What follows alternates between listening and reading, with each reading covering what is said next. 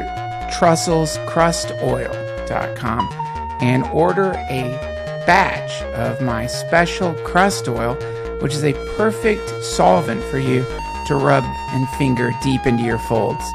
These days, one of the number one causes of discomfort in Americans and planetary citizens is chafed folds. Our folds are rubbing together and they're getting sweaty and hot and they're getting fungus in there. It was only 5 days ago that Sir David Attenborough left us because his body was consumed by the ravaging fungus that was growing in one of his folds. Now he's nothing more than a moldy fungal man shambling through a lunatic's asylum in Europe, completely possessed by the fungus that was within his folds. I'm not trying to do scare tactics to sell my very special product, but I am telling you that if you're experiencing even the slightest of chafes in those dank, musty folds, then the odds are 80% that within only a few days, a devouring fungus known as Appalachian crater mold, or ACM. This fungus has been sung about by coal miners for generations, but nobody expected it to spread beyond the small communities surrounding the Appalachian coal mines and actually enter into the metropolitan areas of the world, including Europe and even Paris, France. There's a hole in Daddy's chafe where all the fungus grows. It's the reason that he smells like mold. It's the reason that our farm was sold. It's the reason that I sold my soul. It's the reason that I now must kill to sleep at night. That's an old Johnny Cash song. There's a hole in Daddy's chafe where all the fungus grows. Available now on Partisan Records. We've got a wonderful podcast for you today with my dear friend Shane Mauss, comedian, psychonaut, scientist, a man who covered himself with a potent MAO inhibitor, Syrian rue, and smoked DMT. He documents this experience and his subsequent spiral into madness in the wonderful documentary Psychonautics, which is available on Amazon. It's a great podcast. We're going to jump into it. But first, this episode of the DTFH is brought to you by Blue Chew. You know the old story. Incense fills your nose. You ring the temple bell. The summoning ritual is completed. And before you is the sum total of all erotic energy in the universe embodied in a being so incredible that every hair on your pubis stands up. And if you shave, the hair grows out. This being gives you the look of knowing that comes from these hyperdimensional fuck entities, that look that says, let's do this right now. I want to ride you like a sex unicorn into the forest of orgasms, and you're going to come in that way that orgasms can only happen between beings of the earth plane and beings from the fuck realm that I have descended from. You want to do it, but unfortunately, you're nervous. You can't get an erection. You know you only have about an hour, maybe, before this being will dissolve back into their etheric realm. What do you do? In the old days, the being would give you that look, saying, okay, maybe next time, and vanish. But you knew they'd never be back. But now, thanks to Blue Chew, things have changed. I keep my Blue Chew in a special urn in my sex temple for these very moments, and you should too. BlueChew.com. That's blue, like the color blue. Blue Chew brings you the first chewable with the same FDA-approved active ingredients as Viagra and Cialis, so you know they work. You can take them anytime, day or night, even on a full stomach, eclipse or non-eclipse, blood moon of Herarian, you can even take it then. And since they're chewable, they work up to twice as fast as a pill, so you can be ready whenever that angel bursts into your temple. I tried Blue Chew. I wouldn't recommend it if I hadn't tried it. And I successfully inflated my phallus with the sweet power of science. Blue Chew is prescribed online and shipped straight to your door in a discreet package, so no in-person doctor's visits, no waiting in the pharmacy, and best of all, no more awkwardness. We've all been bullied by our pharmacists who shame us for not being able to get boners when angels appear in our temples. Blue Chew is made in the USA, and since Blue Chew prepares and ships direct, they're cheaper than a pharmacy. And right now, the DTFH has a special deal for you, our listeners. Visit BlueChew.com and get your first shipment free when you use special promo code Duncan. You just pay $5 shipping. Again, that's BLUE Chew.com, promo code Duncan to try it free. Guys, I am honored at the idea of so many boners of my listeners appearing. And when it happens, when you chomp your chew and find yourself hard as a rock, think of me. Again, that's BlueChew.com, promo code Duncan to try it free. Blue Chew is the better, cheaper, faster choice. And we thank them for sponsoring this sacred podcast. Also, my darling loves, we have a wonderful shop located at DuncanTrussell.com with all the Duncan Trussell merchandise you could ever need. And soon, you got it, Trussell's Chafe Cream shirts are going to be available there. But for now, there's already a treasure trove of immaculate sacred artifacts there for your perusal.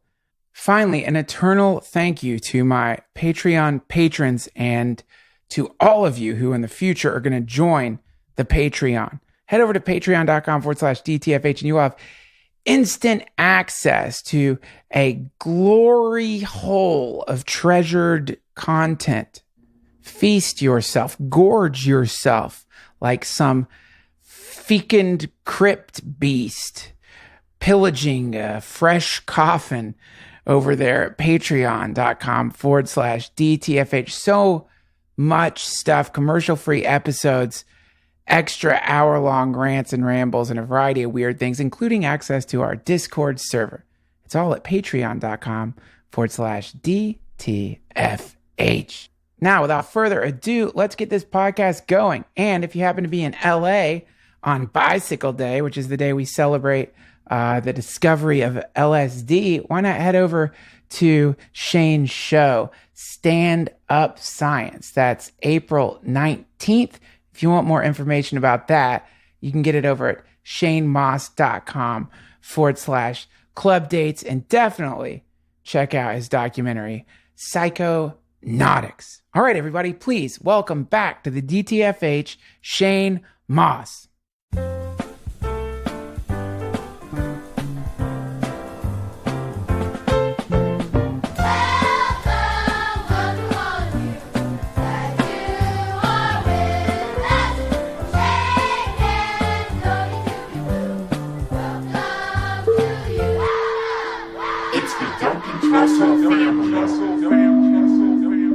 Please continue, Shane. Yeah, I often I often think about when the human race goes extinct eventually, maybe thousands of years from now, whatever, and then aliens eventually come down, find this planet, and our hard drives and everything still exist. Yes. And all of the stuff that they'll find, like Planet Earth and like all of these BBC documentaries, and be like, my God, look at all this life that existed here.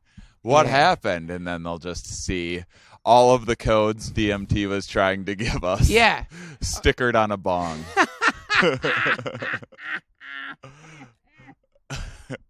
Wait, this can't be. They received our transmission, but they put it on that. No, let's look again. This isn't what we think it is. It looks like a plastic Garfield bong. Meanwhile, but it can't be. We're sending them like the golden record or whatever, which is, you know, that record that they sent into space as like, hey, maybe people will like Neil Diamond or some shit. Yeah, Maybe right. that's what the aliens want to hear. They're sending us transmissions to build time machines. Holy to like shit. jump through different dimensions. Here's the crazy thing. What happened is they got a hold of the golden record and they thought Neil Diamond was actually singing about how to build a time machine in their language, and they built what he said. Yeah. And then sent us the transmission of that. It's just Neil Diamond. Yeah, now it's just Neil Diamond. But do you? I mean, if have you? Neil Diamond is got. Shane? Have you? Welcome back to the show. By the way, thanks thank you for having being me, here. man. Great to see you. Great to see you too. And thanks for doing this experiment with me, which is to record a podcast at night. I love in my experiments. backyard. I haven't done this yet, so we'll see what happens. And I'm looking at my web audio file here, and it looks like something fucked up happened. Hang on. Okay. Yeah, but you know, as someone who has entered into the DMT realm countless times, Yeah. and seen things Yeah. in there that many of us have, infinitely wondered over. Uh-huh. Don't you get this? Don't you get the sense that maybe it is actually some kind of technology in there? Yeah, I mean, but I upon reflecting, because it's now been almost 2 years since the last time I did DMT, the last time I told you about, the whole experience. Can you that summarize ended it for our new listeners? Yeah, I was making a documentary, Psychonautics, a comics exploration of psychedelics, which is now available on iTunes and Amazon and Google Play and a bunch of other places. And we were shooting on a short time frame and a tight budget, and I was doing too many psychedelics in a short amount of time and not integrating. And I seemingly got messages that like all of this was kind of supposed to be happening, and I was supposed to be some sort of communicator, and I eventually went into a manic state, which led to me not sleeping for a few weeks, which led to insane psychosis and paranoia, and everything. The TV was talking to me. Every billboard was talking specifically to me through this hidden language that other people aren't seeing, and ended up in a psych ward, and just spent about a week there. The mood stabilizers knocked me down a little bit. I was tripping for probably a couple months after that still, but and then were those 2 months unpleasant, or were there pleasant moments within? No, they were like, I was like kind of hypomanic those 2 months, which is like, that's the most ideal state you can possibly be in, is like a nice hypomanic, not too out of control, but really energetic, enthusiastic about things. Yeah. I felt real good those two, but confused about what had happened. I look back on so many, we had, if people see the documentary, there's this opening scene, which was basically me just like goofing around, putting myself in like this crazy looking body paint to do this like attention grabbing thing, and then show people that psychedelics like aren't actually like that, like kind of perpetuating the stereotype. But the body paint was made out of MAOI inhibitor that perpetuates the or prolongs the DMT experience and intensifies it a bit. And I smoked DMT on it, and there's a couple cameras there, and right away it was just like, okay, you brought the cameras, now tell people what you're seeing. But DMT is so fast and so confusing that you can hardly talk. I thought in the moment that I was kind of articulating what I was seeing. I saw the footage afterwards, and it's just like me going like, there's like these 4 things. Like it's not very good directions. Didn't translate. Doesn't translate. Yeah. I mean, I've seen people, like we had this animator, Sander Boss, who did some stuff for the documentary, and I met him at this festival, and he has done the best job of animating and painting the DMT experience that I've pretty much ever seen. Wow. Other than there's this Hakim Harshim guy, who I think is his name's something like that, out of Turkey, and he drew things like the Purple Lady that I used to see on DMT. He painted her perfectly. He painted her from having a conversation with you. No. This Purple Lady that I saw all the time in DMT space, one day I was looking on, I was kind of like Google imaging physics ideas about there being different dimensions, and because they say like some of the dimensions we can't perceive them because they're like rolled up too tightly or too thin or going through it. I couldn't remember what, so I was kind of just Googling that, and for whatever reason, in all these like Google images of like physics and astronomy pictures, this purple woman that I'd just seen like the night before on DMT popped up, and I was like, what the hell is this? And I clicked on it, and I find it's this guy that smokes DMT and paints what he sees, and it was just the perfect. And he paints all these things. He calls them universal transmissions, and you're just showing me pictures of these quantum computers. His universal transmissions, man, we should look up some of those because it is spooky. So yeah, I don't know. There's people.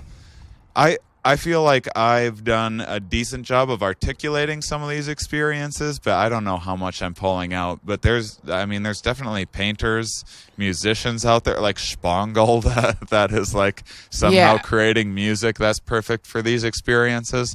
So it seems to me like DMT, if it is like some sort of a thing that's like reaching out to us, it seems like it's not being terribly discerning on who it's picking, and it's just like reaching out to anyone that'll listen. Well, it's like the radio. Right. It's not like the radio frequencies are like, boy, let's find Michael Jackson fans and go into their radio. It's just a transmission. And if you're putting like a SOS out there or whatever, and you're just blasting some signal out into space, it's just landing on whoever's receiving it. Yeah, and so if I send a signal and by some like stroke of weird luck, a chimpanzee with a radio manages to somehow turn the radio on and hears me talking about, well, here's how you make fire. You take sticks. Exactly. You need to rub them together. It's fire. The chimpanzee is going to try to eat the radio. It's probably going to shit on it. It'll probably throw the radio. Maybe it'll use the radio. I'm sure even the first human that was like rubbing sticks, like the guy that first discovered like how to make you think he was just like some fucking nerd, like just getting shit on? Like, what do you look at this guy rubbing sticks together all day? What a loser. To me, I imagine it had something to do with like, right.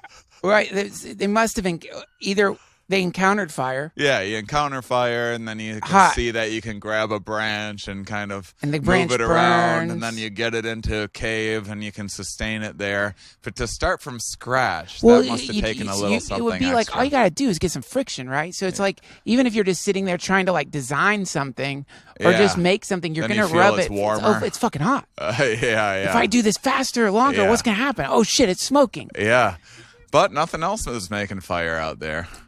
I mean, it's incredible what a difference like the slightest amount of intelligence can make, and even just the individual differences in humanity. When you look up, you're just showing me like these quantum computers that people are making who are like maybe 20 IQ points higher than some idiot that can't do anything useful. 20 points higher. Imagine, at least useful technologically. Right, useful technologically. And I mean, just that little bit of difference. Imagine just some other species, alien, whatever, that's another 20, 30 points higher IQ than all it is, quantum computing is just like potentially the next starting the fire, which you might look back on as like, you just rub the thing and you see it, and it makes perfect sense. Of course, why didn't they think of it earlier? Yeah, all we got to do is just run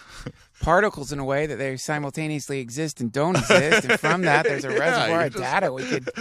The whole time they were making things just exist. Yeah, you're supposed to make things exist and not exist at the exact same Jesus time. fucking Christ, come on, seriously? Not exist and then not exist and exist again. I mean, it was right there in front of them. The sarcophagi of, how do you say? What's the plural of sarcophagus? Sarcophagi or sarcophagi like the name of some creepy dude on a late night horror show? I'm the sarcophagi. Welcome to my hell realm. Welcome to the sarcophagi's basement. I'm gonna be spanking your ass. It's like it's Have you guys been watching the sarcophagi? I was checking out some of his videos, and I'm a little concerned about him actually. Worried about the sarcophagi. He was cool for a while, but I don't know. I don't know if he's just out of things to say, but he's really taken things to a strange place. Wait, you're dating the sarcophagi? Are you fucking serious? You know he's a fucking sarcophagi. Oh, I don't know. He's just different.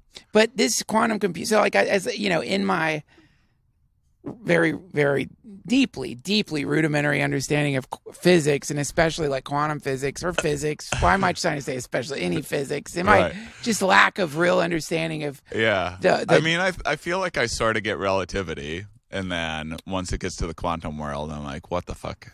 I have no idea what you're talking about. Yeah, it gets. I mean, it just gets into, you know, you're getting into like, I don't know what you call it, theorems. You're getting into like deep math that fills up whiteboards with stuff and Greek symbols that I will never in this incarnation know or try to know. Yeah, because it's not what I'm interested in. But even with my very limited understanding of it, just from watching these scientists talk about it, I thought, wait, it almost seems like it's like weirdly implying like immortality or something in this certain way. In other words, like if we're doing the multiverse thing, if the body dies, it may just be that you flip over to the next version of you that's alive. And then I started, and so I looked that up because I'm like, that can't be right. And sure as fuck, there was shit written about. Now I don't know if the thing that was written about it was really saying, it was one of these like blogs, so it's probably wrong, but it's like implications of the multiverse theory or whatever. And one of the implications is you die here. Yeah. And I'm like, oh my fucking God. But you just pop over to the place where you didn't die. Right. So that's how it felt when I went through my big manic episode. That's what I thought was going on. I thought that I just kept on dying. That's what was happening. Well, this is where you run into this like very fucked up version of the Schrodinger's. What's it called? It's Schrodinger's cat? Whose cat was it? The idea is like you take a person, you put them in this box that's impervious to detecting what's in there. The person enters into a state of simultaneous existence and non-existence from the outside world. And then somehow you randomly kill the person. Like in the box, the person gets killed. Yeah. But I don't know. Esophagi. The car is this. Did you say the esophagi? Put the esophagi in a box. The esophagi is a piece of shit. The sarcophagi I like. The esophagi is the sarcophagi's fucking main enemy. It's like they're YouTube. Anyway, it's this like crazy idea. And again, man, this is absolutely deep, insane, babbling, dumb bro science. But in a stone moment, as I'm thinking about that, I'm like, oh my God. Holy fucking shit. The sarcophagus is the box. Yeah. They weren't dead. They like, it was a traveling device. They went in there, extinguished themselves, and like shot over into another realm. Like the way to travel, the way to go through the wormhole. I sound like Charles Manson. You gotta die, baby. You gotta die, baby. You know, it's like, it's that kind of like, but so that got me thinking, like, and that's, I mean, that is probably to this day, that's the scariest thing about all of this to me, is I was very comfortable with the idea of death and not existing, and having some DMT and ayahuasca experiences where I'm like, wait, death isn't a real thing. You just pop into this other existence, and you got to be all the things at some point. And that idea really terrifies me. I don't want to be. I don't want to like just pop into some other life and be living that. You don't want to get embodied again. Yeah. Right, because we're like, well, this is actually kind of the problem, is not that we die, it's that actually we don't die. It's like that is the problem. So it's like essentially what's happening is we think we did. So it's almost like we get the worst of both worlds. We you know what I mean? We get to worry about death for our entire lives, and then when we finally die and think we're going to get a break, yeah. You don't get a fucking break. Yeah. You just pop over. Now, there is like a possibility within this of some kind of like, again, this all goes into the route. Like, I guess before I say any of this, only because many people listen to this, and I don't know, statistically, maybe someone's depressed or something. And this is not an invitation to self-annihilation. I think, in fact, if anything, it's saying that ain't gonna work, man. Yeah, like, it doesn't work. I know. That's actually not the way out. That's the creepiest, scariest thing to me is like, because, and speaking of which, I mean, I have dealt with suicidal me too ideology my whole life. I've had a lot of suicidal thought, which is interesting that the brain even does that. Suicidal ideology. Suicidal ideology. That's socialism, baby. We capitalism. No, I'm just kidding. I actually really like Bernie's here. Suicidal ideation. Ideation, yes. Yeah. Thank you for helping me with that. And I definitely, like, it was always this comfortable, like, safety net that I had that I'm like, well, I can always just check out.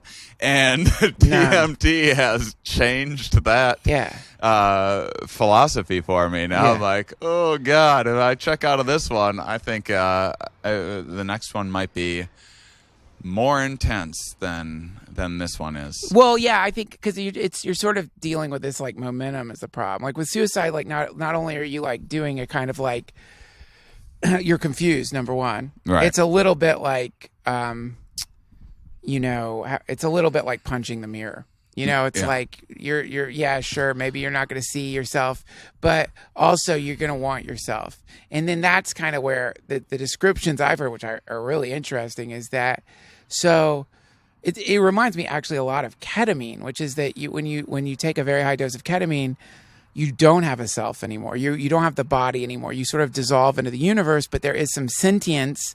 There is some sense of a beingness. And in this feeling of beingness, you kind of go through this like never-ending, kaleidoscopic, sometimes beautiful, sometimes terrifying landscape or non-landscape, or however you want to put it. And at some point, you get to return to your body. Yeah. And it's like, oh, good, I'm here. Yeah. And so the idea of death, is I've heard, is like, it's the similar situation. Mine is coming back to your body. Right. And so what ends up happening is you start wanting to become embodied. And so that is the attachment, the craving, the longing. But add to that, if you enter into that place through violence to the self, you also are carrying the momentum of all the despair, the ambivalence, or whatever it was, the great agony, the pain. You're carrying that into that. So that's kind of like the wind in your sails. And so the sort of the prescription is, oh yes, the instinct, the idea of like, oh, I know this doesn't last, or I want to overcome my identity. Good instinct. Methodology of suicide. Bad method. Yeah. Not work. It doesn't work. And I think if it did work, and I think that if there was a sense of it working, the people who teach me, I think they're so compassionate that they would probably like advise it. They're like, yeah, right. that's, but the reality is that just doesn't work. Right. And your despair and your suffering and the depression and all of it, it's like, God damn it, you've got to face it here. Yeah. This is where we do the work here. And then in that, then you kind of like lose yourself in a different way. Yeah, it's definitely a lot of avoidant kind of behavior. Just to, I went through a bit of a hellscape. I went off my mood stabilizers. I'm still off of them. But I wanted to get off of them, and I knew I was in for a deep, dark depression as soon as I went off in January. Is a mood stabilizer same as an SSRI, or is this a different? Is this different? It's different. Yeah. What do you know the No, I have no idea what I was putting in my brain, and it was that's what I didn't like about it. They put me on them when I ended up in a psych ward, and I tried to kind of taper it down a little bit, and then I went off them, and then and things were great, and then I dabbled in psychedelics again, had another manic episode. Damn it. And then not nearly as bad, went on them again, went off them again, and anyway, I just I was on them, couldn't take them anymore, went off them in January, went through, I'm doing great now, but I went through just, it was awful, but a lot of it, I was so interested, I look at things a lot through an evolutionary lens, and how we've been shaped to behave in these different ways to perpetuate our genes, yada yada. And I was like, how, pain is an easy one to, if I stick my hand in this fire right now, there's going to be pain as a signal to be like, hey, don't do that. But depression is such and suicidal thoughts are such a confusing, how are these, even just having the thoughts, how are they helping perpetuate the genes in any way? When you sometimes I just want to fucking bash my head against the wall or something, and I think I never have. Clearly my head's not all bashed in, but how is that thought even crossing my, that wouldn't help me, it wouldn't help improve my reproductive abilities, it wouldn't increase my social standing around people. What is that? And it's also funny that it's, when someone hits, the cliche, you do something stupid, you're like, dope, you hit yourself in the forehead. It's interesting to me that that's where the prefrontal cortex is, which does a lot of your impulse control, because it's almost like your monkey brain trying to take out the boss, because sometimes I'll go to hit myself and I'll stop just short. The prefrontal cortex takes a little bit longer to act on the instincts. Don't check in with the prefrontal cortex, because sometimes there's no time to think. You just got to jump. You just got to move. Yeah. You got to jerk that wheel to avoid the car accident. Yes. And so my hand will just make a mad dash for my forehead, and the prefrontal cortex will stop it right before, and whoa, what are you doing there? Hey, put it down. And that's one thing troubling about that to me is, as you age, so the prefrontal cortex is the last thing to mature, which is around the age of 25, and then it's the first thing to degenerate as well as you age. This is why older people often when they say these kind of wildly inappropriate things, and people are like, oh, they know themselves, and they don't they don't care, it's they don't have the impulse control anymore to stop it. He just says whatever's on his mind. And so I'm like, am I just going to start cracking myself? Oh, I know it sounds like he's denying the Holocaust, but he just says whatever's on his mind. Yeah, exactly. they just can't stop it. So I'm hoping my arthritis kicks in before my prefrontal damage, maybe, to slow down the hand movement. But what a wild thing that evolution hasn't weeded out such negative self-talk, because it seems so incredibly destructive to an organism, to an individual, to a group. And that's, you mean that's suicidal ideations and all the precursors, suicide in general, and self-abuse, self-harm, in the way we slap ourselves psychologically by just looking down upon ourselves in various ways. And I mean, this might be part of, you need to get the message through to yourself, hey, you're fucking up, stop fucking up. And this is maybe it's this feedback loop from the environment where you see you get spanked as a child or whatever, your hand slapped away, and you're like, oh, that's how you teach a lesson. And then you start teaching yourself those lessons through like punishing yourself. That seems to me in more various like ways. just whenever something like that, like they like squeeze in when you're thinking, all that shit. Usually, What's that? so people furrow their brow and to show that they're thinking, Oh yeah. and it's like, oh well, what are you squeezing your brain there to get a little more action out of it? Yeah. Well, that's actually a pretty well studied thing. That the cognitive ease, they'll set up people. So you're brought in. You're taking a test right now, and where I'm sitting across from you, there's a slow motion camera capturing your face. And you take this test, and there's a bunch of like math-like questions or whatever, and some of them are really easy, but like a little bit challenging, but you're going to get them pretty quickly. And some of them are impossible, and they're trying to capture the micro expressions on your face when you answer these questions. And so you give someone like a pretty easy one, and a little smile, they don't even realize they're doing it. Just the corners of the mouth turn up a little bit, like oh, hey, I know that one. Okay.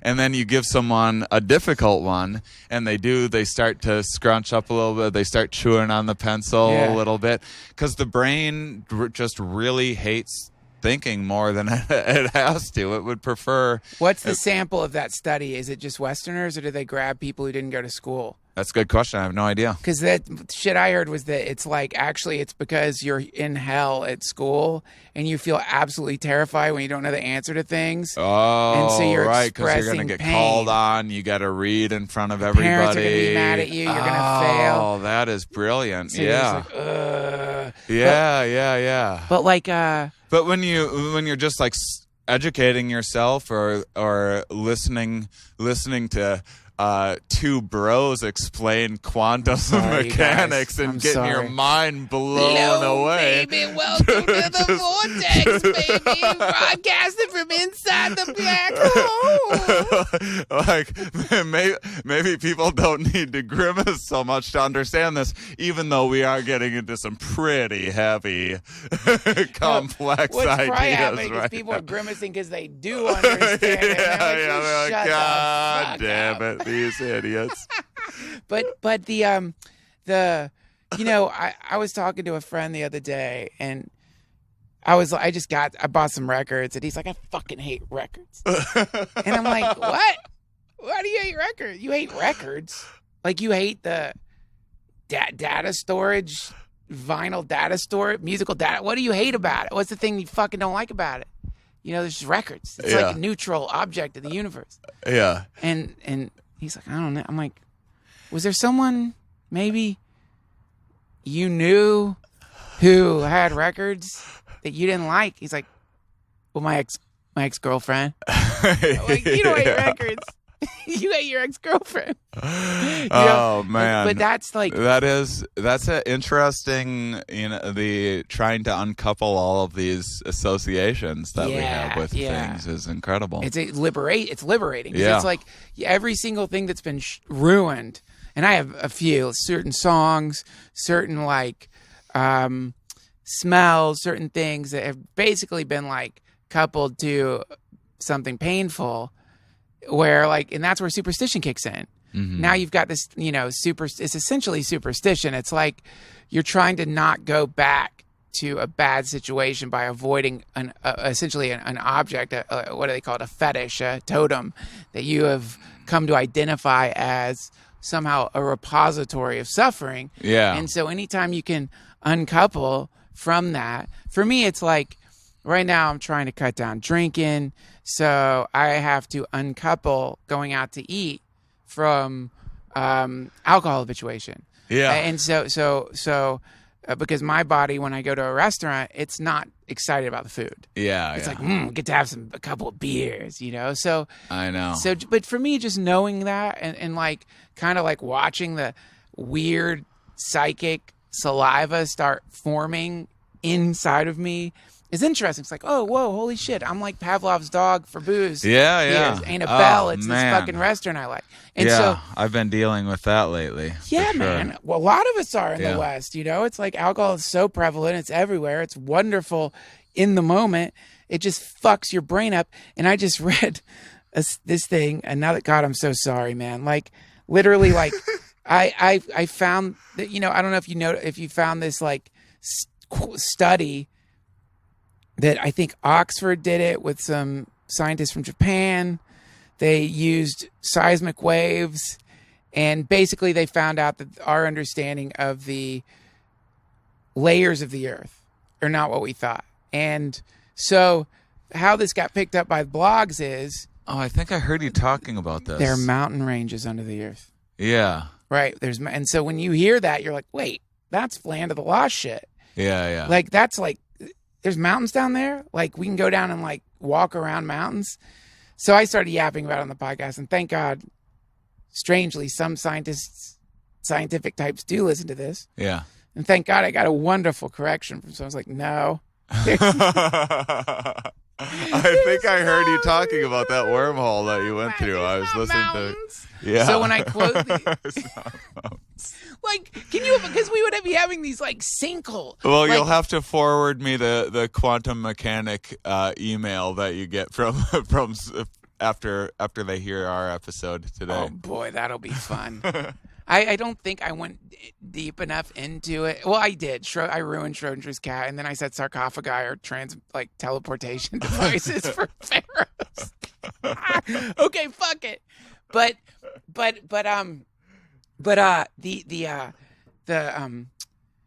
this thing I read said that they did some kind of study, and the study they did, the sample was, I think, like late stage alcoholics, so it doesn't apply to everybody, maybe. But you get a hangover. And you think the day after the hangover, when the hangover starts burning off, you're like, I'm better. But they like somehow were like scanning brains of people who are chronic alcoholics. And, obviously this chronic alcoholics, but the implication is that there's a possibility that just from a hangover, you're going to have mild brain damage for 2 months. It doesn't just get better because the remission of the hangover symptoms. Mm-hmm. Your brain is still altered in some way. Oh, God, that is so... I think about that all the time, how much brain damage I've given myself from alcohol. I was such a blackout drinker, and... Oh God, and that's... I was a wild man. And how, like, oh my God, if I was... I sometimes... think about like it like when I get my manic like time travel ideas and like all of this stuff had to happen for me to be here, that means that like something had to go through time like nudging me to like make me take beer bongs and stuff. I'm like, what an asshole. Wait, hold on. You got to help me connect beer bongs to like something came through time and was like, dude, you got to hit a beer bong. When you look back at your life and you like find yourself in a moment and you're like, every single thing that happened to get me here, and I wouldn't have been here had it not been for every mistake that I made, and good things as well, all my accomplishments too. Yeah. But like those mistakes are the hardest ones to justify, and if it's like, I needed to drink a fishbowl of alcohol in front of everybody, thinking that it was cool. I gotcha. And then throwing up immediately afterwards and then trying it again. Like, I absolutely had to go, like the universe like predetermined that had to go. Love it. Had to happen to Beautiful. me. I mean, that is horrifying. It's if beautiful. That's the case. No, I think that's the path to compassion for yourself, because it's this baby I have is now, it's just like when I look at him, I'm so in love with him, and I think I get that swooning sense of like, if I hadn't, if I didn't go to the post office that day, right? If I just didn't do that, there's a possibility this being might not have existed. Yeah. If I didn't, just what you're saying for me, it's like, oh my God, doors. Holy fucking shit. if I hadn't have done these things that I have regret over, if I had been a better son when my mom was dying, is there the possibility that this being that looks like my mom, mixed in with my dad, mixed in with my wife, wouldn't have existed? And then within this kind of mentation that's happening, there's infinite forgiveness for the past, because you're like, oh wait, we don't necessarily know our role in the universe. We can't. There's not enough processing power in our brains, and we certainly don't have enough data to understand what's going down right now. We don't know. And it reminds me of the conspiracy theories about the moon landing, which I think actually happened. But I have heard if you want to make a thing that is potentially technology that could get stolen, then that you want to protect, and you don't want the people to know what it is, you break it up. So over here, people are making this gear. Over there, people are making that chip. Over there, people are making this thing, and no one even knows what it's for. I think it's a similar situation to exist, which is it's an interesting way of looking at things. Yeah, man, because we have to find a way to look at things. Because it's like, this is a thing that Krishna Das, the kirtan, he's been on my podcast. He sings kirtans, and he was a Maharaji Neem Karoli Baba is his guru, and like he did a live podcast. I mean, wonderful, brilliant, hilariously, how would I say, real person. You know, not like he's just completely who he is, and for him that means just, you know, I've actually seen one of his talks where he's talking about singing kirtans, and he literally does. He doesn't steal it, but he reflects one of a great Bill Hicks joke, which is like, you know, I'm not up here because I like laughter brings joy or any of that bullshit, you know? Right. And he said something along the lines of like, you know, if this helps you, great, but I'm trying to save myself by singing these mantras, you know, and it's very beautiful and real. He means it, but he's like very open about his life in the 60s and very open about the wild times he had. And at one point, I think he recognized me resisting who I was as I am. And he put his hand on my shoulder and he goes, you know, you got to burn off all the karma, right? Every bit of it. Yeah. And that's the idea, is like, unfortunately, we have got to be who we are. Yeah. As we are right now. I know, man. I was just like, especially when I went through the recent health, coupled with seasonal depression and everything else, I was like, for some reason, touring around the Midwest in January during record low temperatures, wondering why the hell I did that to myself. And I was just like, why am I spending like the amount of time I waste thinking about the amount of time that I've wasted is just insane. Yeah. You know, like on a daily basis. It's like you have to, and trying to just, you know, it's not the easiest thing in the world, but trying to get myself to just get my mind's eye facing forward. Yeah. Again. It's hard. Well, maybe like, I have it now. Like I feel it now, and I feel great. And now I have a hard time even attaching to those feelings. Now me telling you about like the depression stuff that I went to, it's like a trip report. It's like me telling you about like one of my DMT experiences or something. I'm like, it's like kind of trying to rehash sort of what it felt like. I don't even remember. It seems so distant. But that's the troubling thing, is when you're in those states, like happiness, that's what happiness feels. You're like, I have no idea what it feels like to be a happy person, or to have like the tiniest amount of hope or anything. You know? Well, this is the practice, you know, because that's why they call it a practice. I think you're practicing for those moments. It's like, you know, it's like anybody living in California who doesn't have, thinking how we don't have this, anyone living in California who doesn't have fucking water saved up, knowing that we're on a fault line and there's going to be an earthquake that's probably going to start a bunch of fires and potentially make it so you don't have water for a couple of weeks, is basically living in a state of denial. And similarly, knowing that, knowing the sort of the chips or the notches in the rudder of your psyche that from time to time cause the boat of yourself to do to get stuck out at sea. Right. You need to have a little bit of a plan. Right. And so to me, that's like the practice, which is, I want to start understanding my thoughts. Like, what are my thoughts? What are these mentations? What is it that is happening here as I'm thinking, and how much of my thinking am I? And this is the, process of watching your thoughts and just seeing like, wait a minute. Oh, wait, I'm not really that. That's a thing that's happening in my body in the same way I have gas.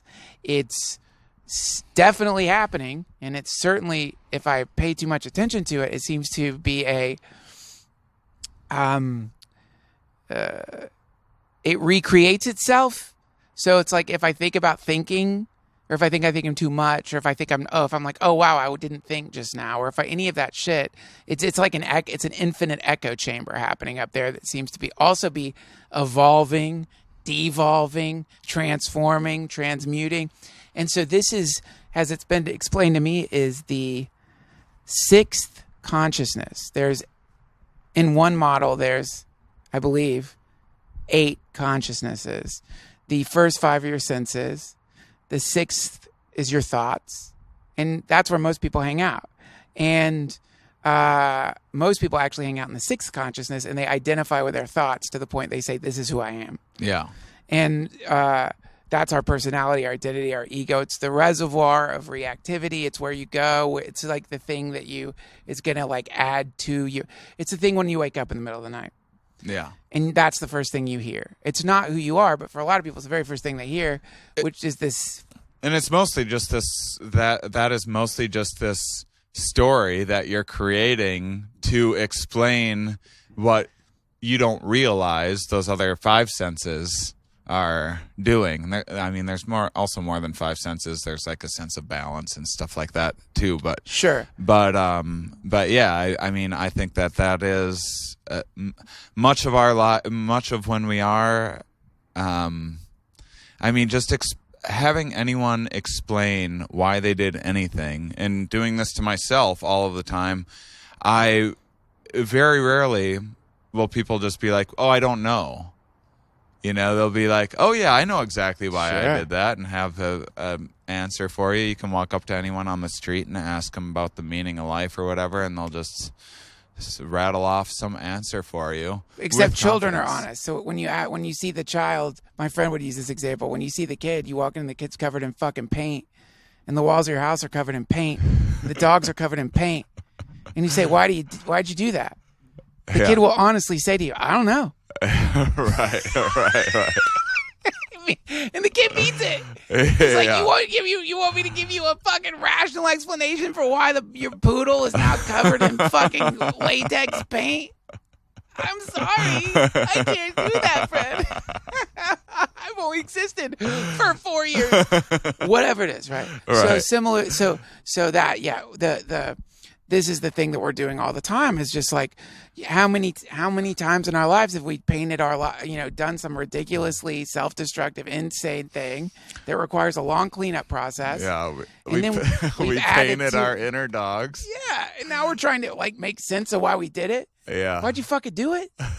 Well, probably because we shot out of a fucking white hole 19 billion years ago, and we've existed for like an infinitesimally fractional amount of time in this human body, and we don't know what the fuck we're doing. Yeah. We're propelled by our gut biome.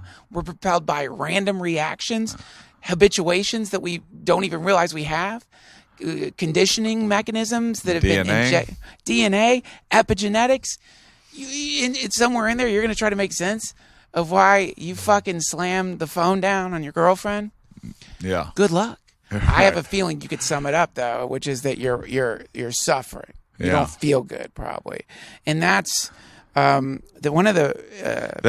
actually the relationship one is like a great example of that. That's one of my favorite things that I ever heard is during a relationship fight, your So your stress response system, the hormones that it releases into your body to enact, to like mobilize your muscles, that sort of thing, shut down your digestion, whatever it's doing to delegate energy in various ways for the stressful situation.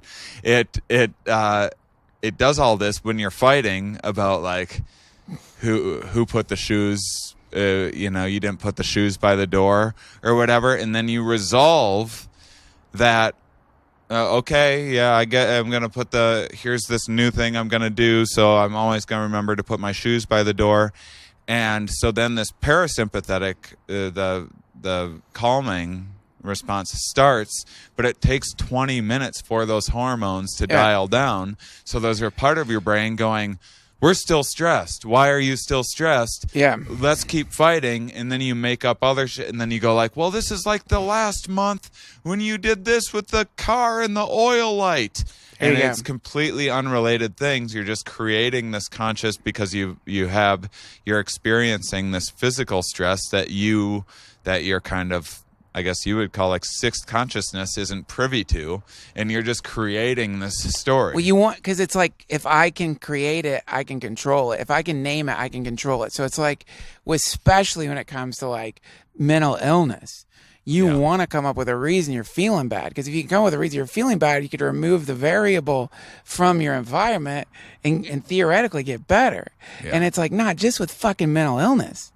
It's the idea is like, if like, we've become deeply fixated on a false sense of self. If we are clinging to a idea of what we are that is not what we are at all, then we're not going to feel good. But to recognize like, oh, actually the reason we're so freaked out is because we have become deeply absorbed into this tiny micro drama of our own personal lives. Like, I got to call William back, and I can't believe I fucking did that shit. I leave my dishes out. I don't mean to disrespect Erin, but I want to show her that I love her, so I should clean the dishes. But why should I clean the fucking dishes? I'm super fucking busy right now. I mean, she should understand. Why doesn't she have compassion? You should have compassion for her. What's wrong with you? Are you a sociopath? Fucking that goddamn Ted Bundy Netflix was good, man. I should go watch that. I'm gonna go watch the Ted Bundy Netflix. You know what I mean? Yeah. Like, this is the thing that's happening. All of it kicking the can down the road. Yeah. And the can we're kicking down the road, unfortunately, is paradise. The can we're kicking down the road, which we think is evading this, fixing the problem. That's kicking the can. It's like the moment you stop trying to fix the problem. Yeah. Yeah. Okay. This just sucks. For example, like, I call it putting lipstick on the fish. It's like, and I've done this so much, which is like when my ball got cut off, when my mom died, when my dad died. I tried to do the old, I'm learning so much from this experience. Right. This experience has truly made me a human. Right. Lipstick on the fish. Yeah. How about this? It sucks. Yeah. You got your ball cut off. Yeah. Your mom's not going to hold your baby. Your dad's not going to hold your baby. It just sucks. And something in that is the opposite of depression. Because sinking into that suck and being like, yeah, it sucks, you get all your power back. Because you're honestly acknowledging, and then somewhere in there it actually stops sucking. Well, there's also something really reassuring about the purity of that sensation and experience when you can actually like fully feel and fully articulate what it is, which is just raw suffering in that moment, without trying to like dissect exactly. Well, I mean, it sucks when you get to the end of when you discover the, at the end of that road that there is like some simple solution to. I was just listening to Aesop Rock on the way over, not to be confused with Aesop Rocky, but he's this very thoughtful linguist, and he has a song about going to a therapist's office for the first time, and then the song afterwards is about the cat that the therapist recommended that he get, and there's this lyric within it. He goes, 15 years of taking prescriptions, now a shrink's like, I don't know, maybe get a kitten. God damn it. And there are like these things like that where where we are trying too hard to like pathologize some of these life experiences. Yeah, man. And this is the prescription, which is, I'm so glad you brought that up with the cat. So the idea is if you're stuck in the sixth consciousness and you're stuck up in your head, it's so obvious, but it's like color. Just find a color and just look at the color. Like, look at this blue. This is wonderful. This blue is this beautiful bluish purple thing. No thinking, no like adding to it anything. You look at it like, my God, man, that is really pretty. That's it. It's just pretty. And then like you touch something, you're like, whoa, wow, this is dusty, but the dust feels kind of good. It's kind of cold and the fire feels good, right? So you drop down into your body again. Mm-hmm. And this is the concept which I've heard not just in the way I'm being taught, but also in like, I think St. Augustine talked about it a little bit. Like I've heard various mystical traditions talk about this, which is that existence is fundamentally good. And all the components of existence, or all of our senses that are allowing us to experience existence as it is now, are fundamentally good, non-corrupt, non-polluted, non-fucked up. And because these factors exist, I guess you could say, beneath, though I don't know that there's actual like positioning here, the sixth consciousness, in the connection to that fundamental reality, it naturally liberates the thinking.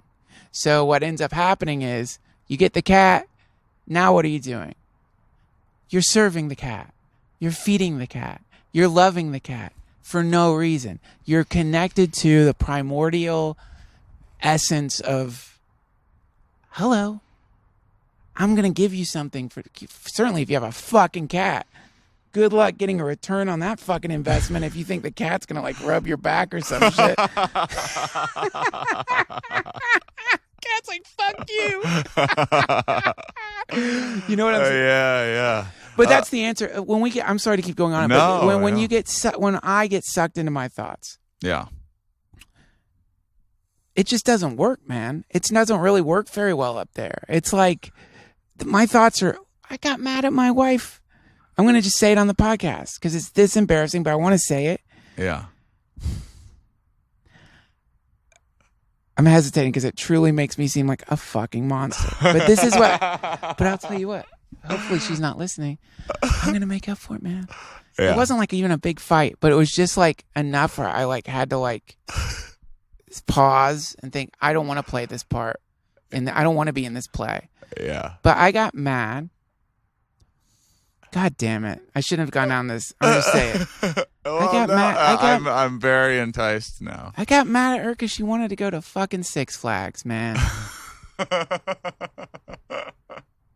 You know, like that. I mean, that level of like, I don't know if like literally like that's if you're describing a shithead in a script. Like if you're auditioning for a shithead, you're the type of person who doesn't want your wife to go to Six Flags. Yeah. Who wants to play that role? But right. Like I followed my thoughts. Yeah. And my thoughts created like essentially a shit crumb trail into a dark forest where suddenly it made sense in that moment. Like, yeah, this, you know what? I mean, really? And then, you know, the childcare. Like, what? What? She made a baby for almost a year and wants to ride a roller coaster. You monster!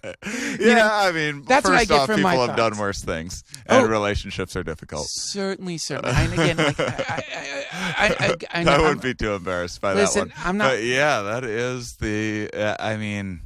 That's what happens if you listen to your thoughts. If you listen to your thoughts, your thoughts are like your bad friend at the bar who's like, so, Six Flags, huh? She wants to go to Six Flags? Okay. I guess What? We're gonna get what? Who are you? It's like The Shining when Jack Nicholson's in the fucking bathroom. Yeah. And Grady comes up to him and is like, like, your wife needs correction. Our thoughts will do that to us with every single fucking thing. That's all I'm saying. It's so beware. Yeah.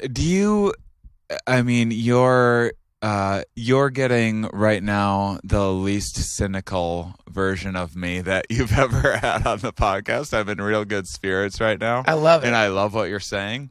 I'm curious what you think of like how sustainable it, because when I feel good like this, I'm usually like, oh, did I figure things out? Mm-hmm. And now I'm wiser, and that's why I'm feeling better, and I'm not going to have to worry about those kind of falling into those same traps again. Or are these just like natural ebbs and flows? Because even when I was depressed, I thought, I kept on reminding myself that this doesn't last forever. And for me, it feels like, I don't know if it's because I'm bipolar or whatever, but it feels like there's something, when you're talking about like the pureness of the suffering or what, I was going just through, my relationship was falling apart and everything too at the same time. And work was, I have this new tour, Stand Up Science, that's really good and promising.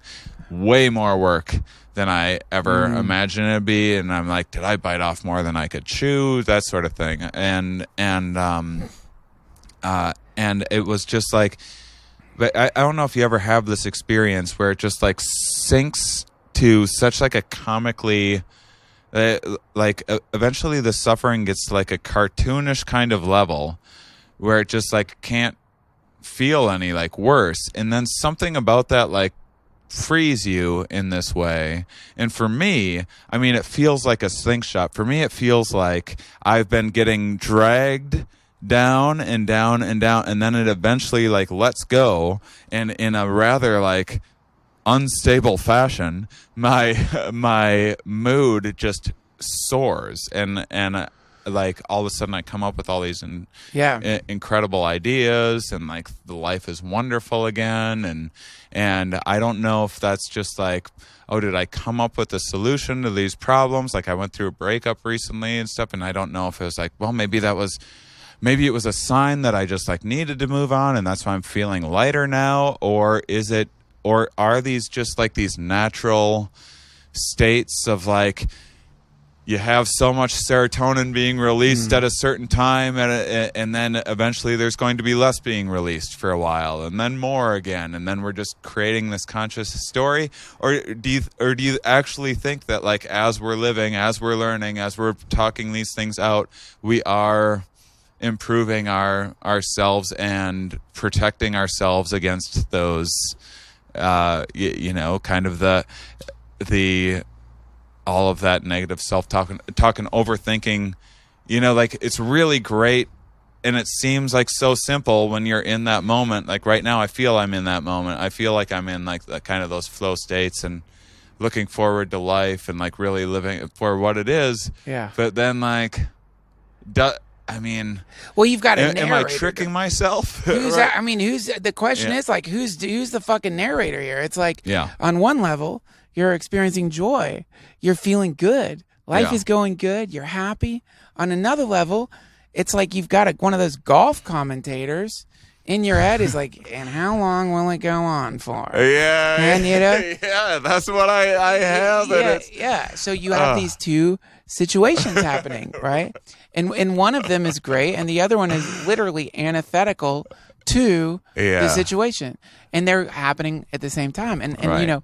If you look deeply into yourself, at least when I look deeply into myself, even in my states of joy, I can still unfortunately find the chasm, the abyss. Mm-hmm. I can still find it. It might sort of like, I might have zoomed out a little bit in the same way we have a black hole in the center of our fucking galaxy that's just eating stars. We have one in ourselves. Many of us do. I think maybe everyone has some part of themselves that's like that. And that's existing too. Mm-hmm. There's that. There's the joy. There's the narrator. And these are all simultaneously existing. So it's like, this is where you get into this cool fucking notion, which is like the idea is not to eliminate one or to imagine that one has gone away. Mm-hmm. It hasn't. It's still there right now, in fact, right there inside of you. But it's not all that you are, because all these states are happening simultaneously. And then we're kind of placing our attention on one of them or the other. And then in that, there can be focus and there can be joy. But then also where it gets really interesting is like suffering and pain are actually kind of the same thing. They're like the same substance in different states. One is like water frozen, one is like a cloud. But the next time, when you start really looking at the ache and the pain, and then you look at your bliss states like coming or orgasm, you'll realize like, wait a minute, this shit is like same ingredients, different kind of like form. Like one's a soup, one's a sandwich. And then this is known as like, well, it's whatever the opposite of ignorance would be. It's the expansion of our awareness to not just encapsulate the fleeting joy states, and not just to encapsulate the fleeting horrified states, and not to be fixated on our minds, but to allow for the simultaneous existence of all of them at once. And then you, in a way, create space. Because now you're not compressed into this like, okay, I'm happy.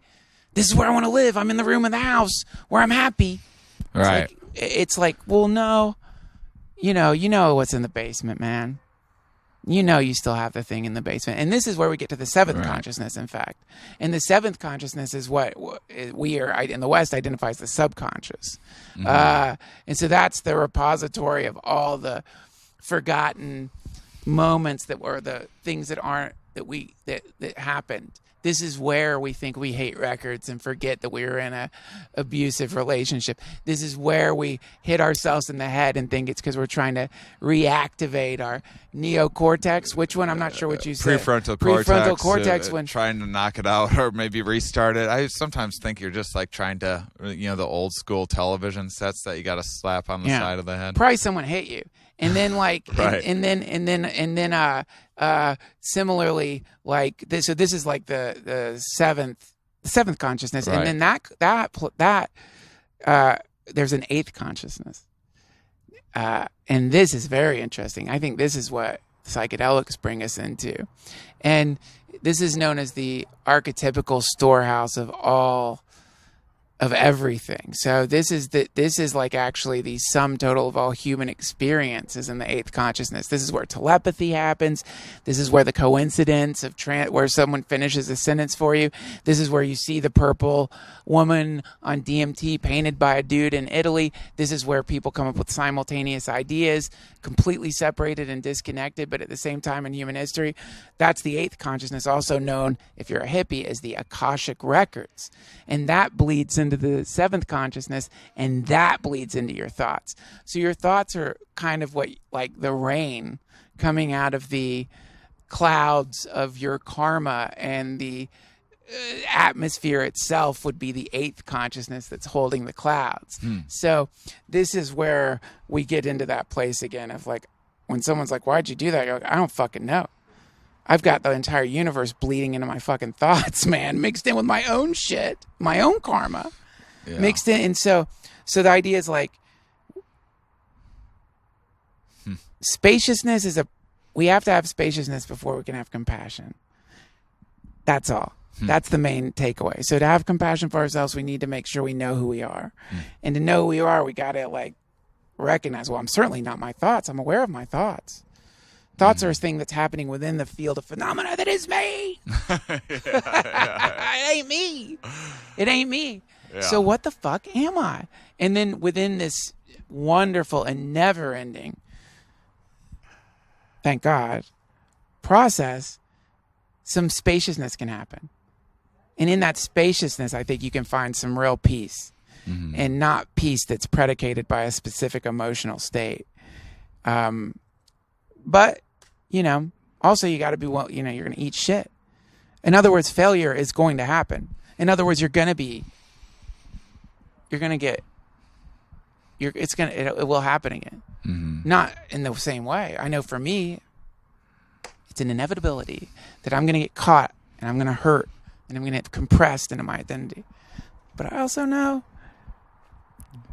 it's not going to be the way I used to get compressed in my fucking identity. Yeah. It's not going to be quite the same. There's going to be a little bit of like, I know what this is. Anyway, this is to me like why in Buddhism they say, and I'm sorry for going on and on here. Forgive me. You're the guest, not me. No, it's fine. I mean, it's nice. It's certainly nice to hear you loosening up a little bit on your roller coaster stance, for sure. I feel like you've come a long way. I still hate fucking roller coasters. But, I mean, I didn't hate them earlier. The truth of the matter is I was just being a dick. Yeah. It's like, yeah, and yeah, thank you, though. You know, I am working on it. That's why I'm in therapy. I'm trying to reconfigure my feeling. Listen, really? You want to go to fucking Six Flags? You want to go and let fucking 20-year-olds operating fucking insane machinery? That's what you're worried about? No, that's my rationalization. No, that's when you're scrambling to try to come up with a reason that you're like a monster. You're like, well, it's because I'm worried. But you weren't worried.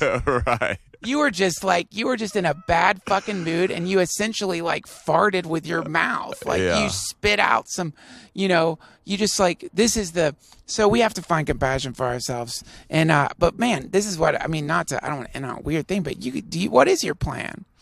What's your plan? What's the memento writing on the wall? What's the note to yourself if you find yourself back in the basement, so to speak? I mean, I'm trying to get my head focused on like stability and routine for the first time in my life. So much of my life has been consumed by like being this adventurer and this kind of like wild man and I like, big philosophical ideas and chasing the next epiphany and like just like needing that hit one way or another and really explore. Well, actually, one of the last times I did mushrooms, it was in Jamaica, where I just came back from the Myco meditations. You had Eric on. Yeah. Actually, there was a listener of yours there who gave birth to the universe. So I don't know how that exactly happened. I don't know if the universe existed before. Yeah, ouch indeed. And then how did all of this? So she heard about this from you, but birthed all of this. It's at times a funny thing.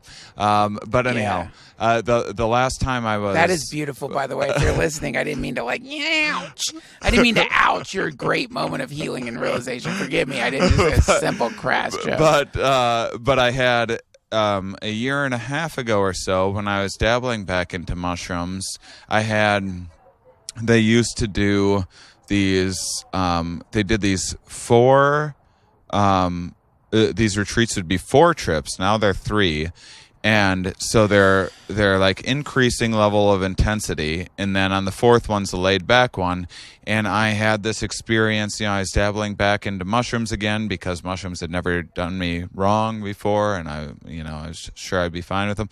And I had these really intense experiences and it was incredible. And it was like this group tapping into this universal consciousness, which, as you know, I'm not necessarily talking about the universal consciousness very often, but I really felt this there in this group. You get a bunch of people together taking high doses and really there for a purpose and taking this stuff seriously, and people are having these kind of collective experiences. And so I had these really intense experiences that were like, oh my God, I saw like different dimensions and blah, blah, blah.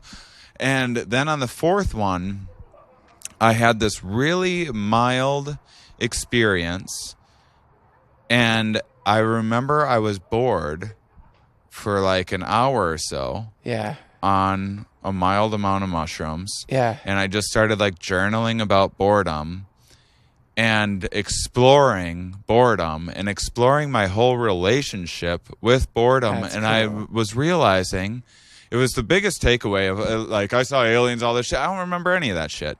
I remember this boredom thing, which is like, I just went back in time and like explored all of my childhood aversion to like seeing my parents overworking themselves and thinking kind of their jobs were boring or like their conversations and not wanting to be that. And so being this like rebellious kid and taking all these chances and being into like gambling and like every possible aspect of my life all of the time and just needing to like trying to stand out and be exciting and different, and just how much trouble that has got me into in my life. And as I'm getting older and know myself better and don't have those same kind of insecurities that I was trying to overcome with all of that shit or trying to show off or whatever I was trying to do, and just trying to, and I was like, I want to be bored more often. Wow. And and like just sit and experience that rather than trying to like,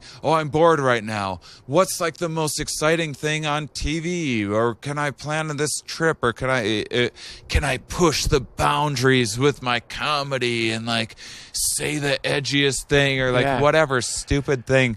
And it's all kind of the same fix. And like what I want right now and what I think I have a real shot at, because this stand-up science is something different where I don't, it's all indie venues. I'm booking my own dates, my own locations. It's completely like, if it doesn't work out with one venue in one city, I just move to the next one. I'm not like beholden to any clubs. Cool. I'm not necessarily going to have these streaks where like I have a couple like good months and then a few bad.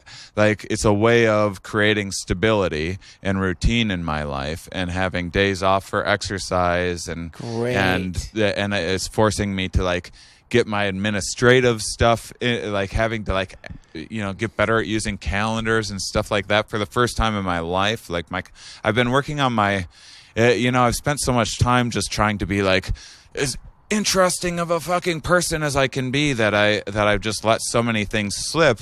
And I just want to like, learn how to use an Excel spreadsheet and like shit like that, and just feel just more balanced. And hopefully within that will come along with like exercise and those sort of things that are really protective against depression. And I'm still going to experience depression without a doubt, but maybe if it doesn't make me so immobilized in the future, if I have some good habits in place.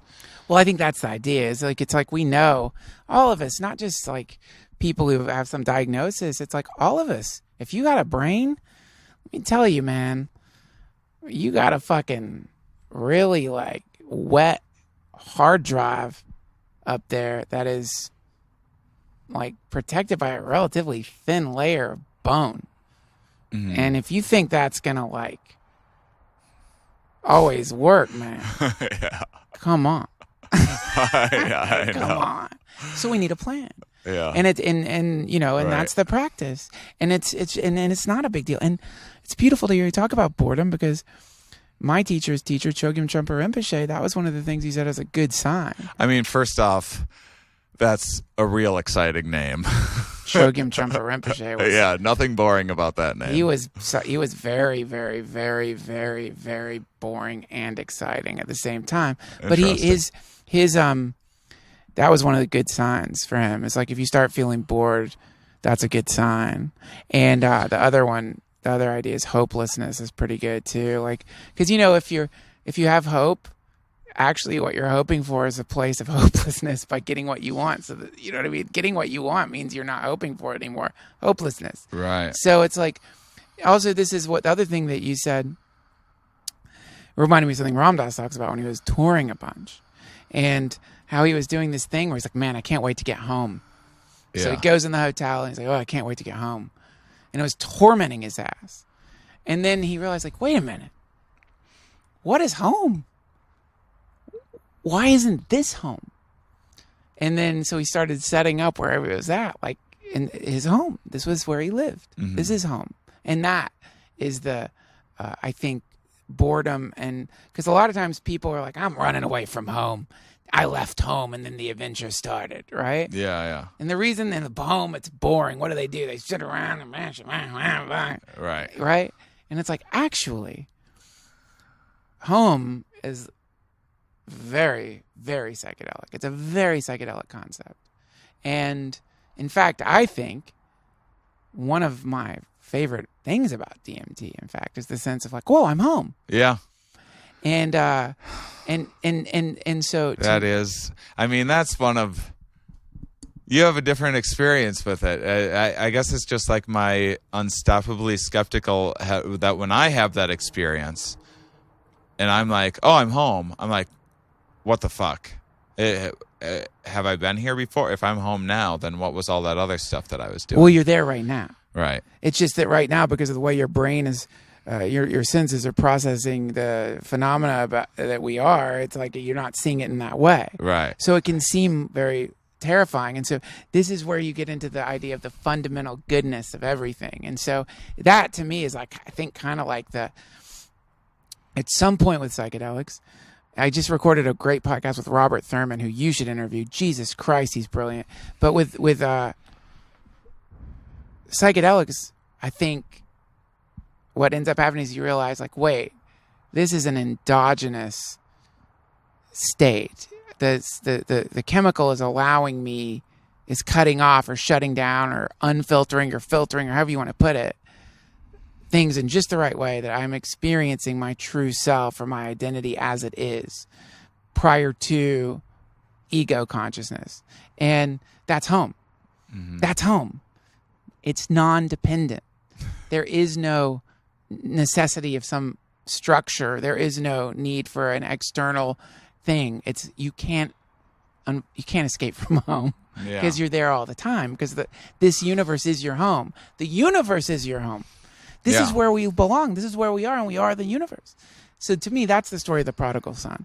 Mm-hmm. The wayward son returns home, beaten and battered, freaked out, and then, the immediate acceptance into his inheritance, so to speak. Yeah. And our inheritance, I think, is that we're the fucking universe. Yeah. We get to inherit. This is ours. This is us. Shared ours, not your. I mean, you don't own. I do own the universe. I copyrighted the universe. But a lot of lawsuits right now suing chlorophyll. Oh man, I mean, I guess all of the it takes me more time to get used to these ideas than it does you are neck deep in them. I mean, is this like you and me talking, this thing, this earth that we're on, even this universe, is this to you just like a channel that's happening right now that we're perceiving, and there's an infinite number of other channels going on at the same time that we are all at the same time? Yeah, that's what it feels like to you. That is a spooky thought to me. I have been thinking about that more and more, and that is, I guess I don't know why I'm so attached to thinking that this perception is real, but I mean, I guess I don't know what to. I still am wrapping my head around what real is exactly and what that means. And this is real. We've talked about this before. Like, are we just in a psych ward talking to ketchup bottles right now? Like, is that what we're actually doing? Right now, the nurses are like, here they go again. Again. You are talking to ketchup bottles. Yes, you're talking to ketchup bottles. They're so close. Every time we get to the part where we joke about us talking into ketchup bottles, they're watching us again talking into ketchup bottles. Like, oh, they're so close to getting it. And then they go off on where they're touring, plugging their dates again. And damn They're it. literally We lost holding him the again. ketchup bottles like they're microphones. Go ahead, tell them. It's like everyone's like, people have tried various ways. They just won't listen. Oh, no, anytime you try to talk to them, they say they're smoking DMT. It just doesn't work. Just let them fucking talk to the ketchup bottles. We're going to let them do that for now. Well, I mean, it is I think it can be a little woozy, especially if in that you do spiritual bypass to try to get out of what we're in right now, which is we're doing human right now. We're doing human life, doing human incarnation, and we're doing some work here. And it's like, within that, it's like, listen, sure, maybe we're talking to fucking ketchup bottles. And also, maybe we're quasars. And also, maybe we're sadhus sitting by a river in India meditating, and like, well, we've been maybe smoking some ganja and we got really high, and this is what happens when you get high and you meditate, and or maybe we're the Buddha, or maybe we're Christ being crucified, but right now what's really happening is you're Shane and I'm Duncan, and we're having this very temporary experience of human incarnation. Right. And this is where we are. And so now what? Yeah. Now what? And that to me is okay. Well, clearly, what's the next step here? If there is a next step, and I think it's like pretty logical and obvious, which is like, can we reduce our own suffering? Mm-hmm. And can we maybe help reduce some of the suffering of other people in a real way? Yeah. And I think the two go hand in hand. Yeah. Because if I can figure out how to like reduce my suffering, if I can find some space, then all the people that were like me, maybe they can find, you know what I mean? That we all help each other. We're all helping each other. We're all helping each other in the psych ward. That is definitely the universal kind of psychedelic experienced message. As I just sat through a retreat, and I wasn't doing mushrooms, I was just helping other people, most of them their first times. And that seems to be, the first trip, some lady's like, I wanted to murder everybody. Second trip, she's like, I wanted to murder myself. Third trip, she's like, I just want to help people. Yeah.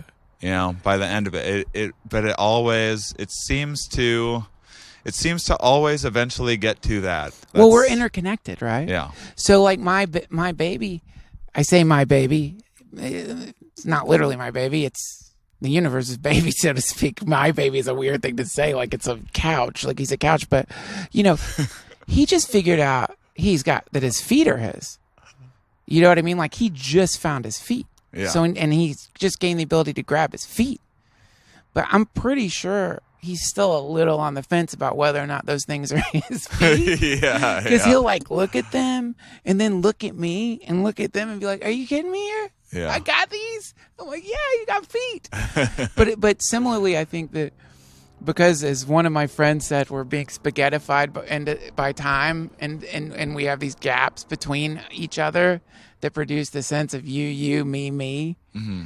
That instead of hitting ourselves in the head, we're literally hitting other people, which is the same thing as hitting ourselves. Yeah. So it's like, as we grow into this cosmic being that we're evolving into, I think part of that is the shocking realization of like, wait a minute. I know you have your own body. I know I have my own body, but I'm getting the feeling like we're sharing a mind. Mm-hmm. I'm getting the feeling we're sharing, and the internet is actually the technological manifestation of that basic reality. Mm-hmm. And because of that, the logical step is help. By helping others, you're naturally helping yourself. Mm-hmm. By helping yourself, you're naturally helping others. And I don't mean helping yourself to fucking more mashed potatoes. I mean by like figuring out like, how do we find some spaciousness so that we're no longer telling our wife that $65 might be a little too much to go to fucking Six Flags. The woman who the greatest thing in your life came ripping through her vagina. Wants a funnel cake. Just wants a funnel cake. So this is why we need to help each other. We need to stay in touch.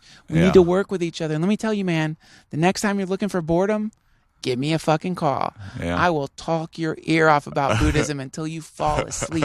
I'll bore you. I'll give you the most hardcore. You'll be so fucking bored. I'll give you a lifetime of boredom in 20 minutes. Yeah, you're my personal boredom drug. Anytime. Whenever I need that hit. What are you looking at? That's like an 800 number. It's still then I'm just gonna be like chasing the dragon. Like, oh well, this wasn't as boring as the last time. Don't worry, I'll write a book. We talked. Dude, that's a good 800 number, man. Like the opposite of a sex line, like an 800 number you can call and just like talk to a really boring person. Here, that would just be so read me fun. an atlas. What's up? Hey, what's up? I don't know. I'm tired. Dude, let's go play shoes are Contagion. untied.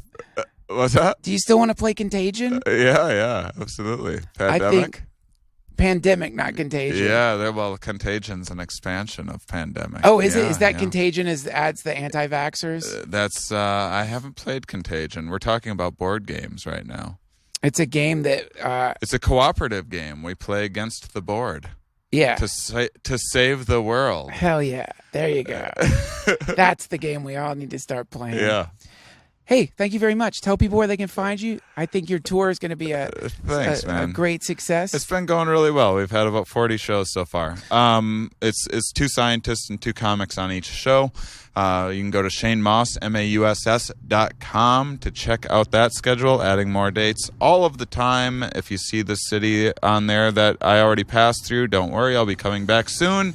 And I have a documentary, Psychonautics, a comics exploration of psychedelics, available now for rent or to buy on iTunes and Amazon. And my podcast, my science podcast, is called Here We Are.